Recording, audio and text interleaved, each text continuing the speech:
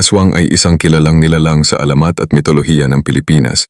Karaniwang inilalarawan ito bilang isang tao na may kakayahang magbago ng anyo at madalas na inaangkin ng mga kwento na kumakain ito ng laman ng tao, lalo na ng mga sanggol at batang wala pang malay.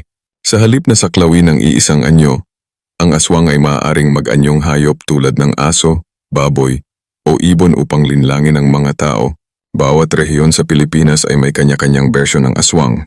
Sa Visayas, madalas na ito ay isang babae na nagiging isang malaking ibon na tinatawag na wak-wak o tik-tik. Pinaniniwalaan na ang tunog ng tik-tik ay nagbibigay babala sa presensya ng aswang, ngunit ang tunog na ito ay nililinlang ang mga tao dahil nagiging mas mahina habang papalapit ito. Samantalang sa Luzon, ang aswang ay kadalasang nagiging isang malaking asong maiitim na nagtatago sa dilim. Ang aswang ay hindi lamang isang nilalang ng takutan, kundi isa rin